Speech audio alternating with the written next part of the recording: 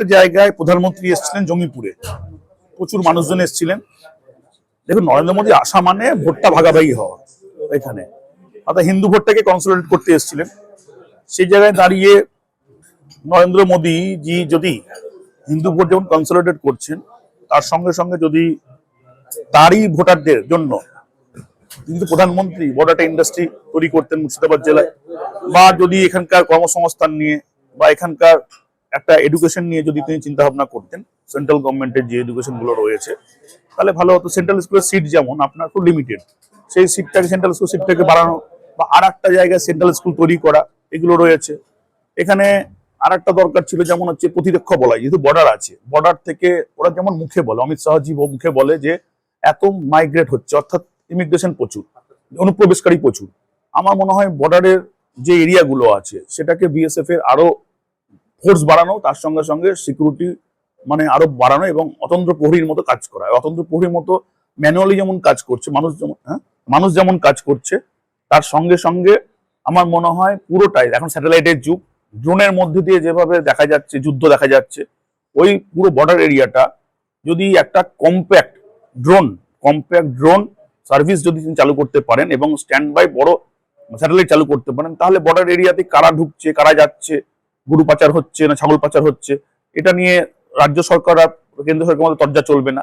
এই জায়গায় দাঁড়িয়ে একটা ডিজিটালি মনিটরিং হবে, এটা আমি এক্সপেক্ট করবো। একটা বিষয় হচ্ছে যে এখানে যে প্রার্থী, বিজেপির প্রার্থী, সে যখন ভোট চাইছে তখন বিভিন্ন প্রতিশ্রুতি দিয়ে বেড়াচ্ছে যে এই অনুদান হবে, এই অনুদান হবে, এই সমস্ত দেওয়া হবে, কি বলবেন? দেখুন, বিজেপির প্রার্থীর অনুদানটা লোকে খাবে না, কারণ বিজেপি গভর্নমেন্টে আসবে না, এটা পশ্চিমবঙ্গের মানুষও ছোট বাচ্চাও জানে।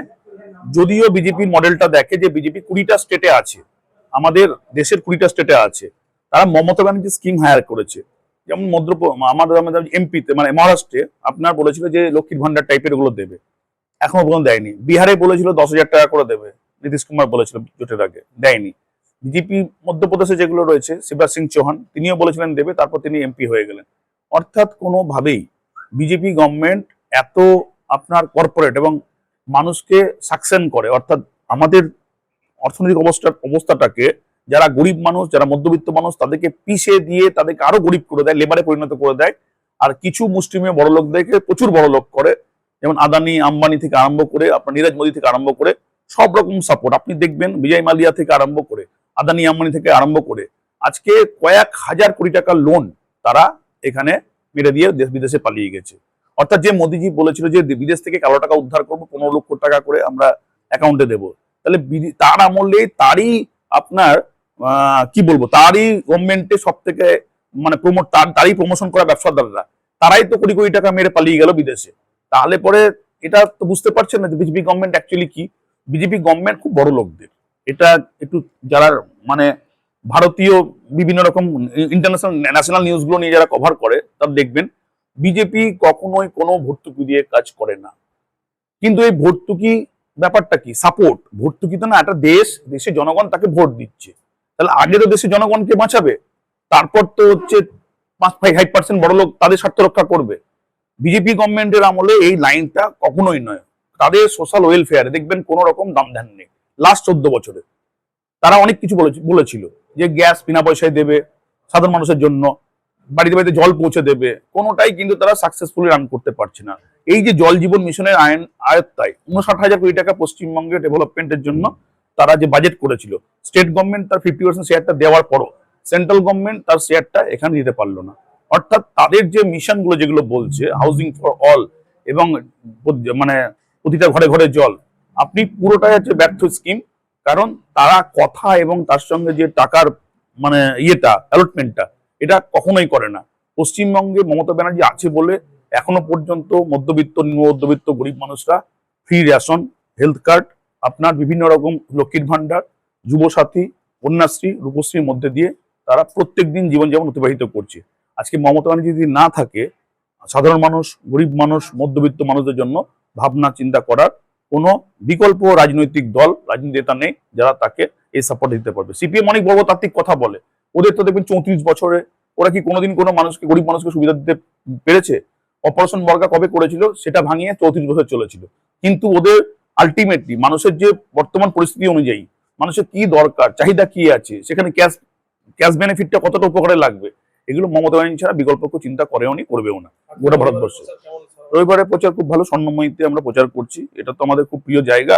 এখানে সোনু রয়েছে, আমাদের কাউন্সিলর রয়েছে, রামদা রয়েছে আমাদের এখানে অবজারভার, এখানকার আমাদের অমৃতা রয়েছে, বাবলুদা রয়েছে, রাজা রয়েছে, আমাদের চিন্টু রয়েছে, অবসিকদা রয়েছে। সবাই মিলে আমরা একসঙ্গে মানে প্রচার করছি। এখানে আমরা যতটা রাজনীতি করি ততটা বহরমপুরে আমরা মানে সোশ্যালি ইনভলভ থ্রু ক্লাব। এই যে একটা স্পোর্টিং ক্লাব, এই একটা নামকরা ক্লাব, ওটা হচ্ছে বহরমপুরের বুকে, ভালো পুজো হতো।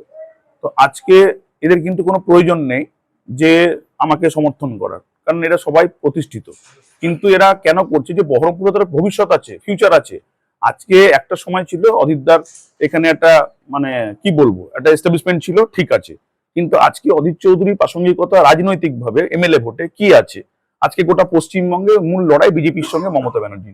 গোটা পশ্চিমবঙ্গে একটা সিটও কংগ্রেস দেখাচ্ছে না কোনো মিডিয়াতে এ ঠিক করে পাবে। তাহলে পরে এখানে তার যে এখন এত বছর ধরে যে তার এস্টাবলিশমেন্ট ছিল এখানে 25 বছর থেকে 125 কোটি টাকা তিনি এমপি ল্যাডে টোটাল পেয়েছেন, এত রেলমন্ত্রী ছিল, আলটিমেটলি তো আখেরে বহরমপুর শহরের কোনো ডেভেলপমেন্ট কি হয়েছে?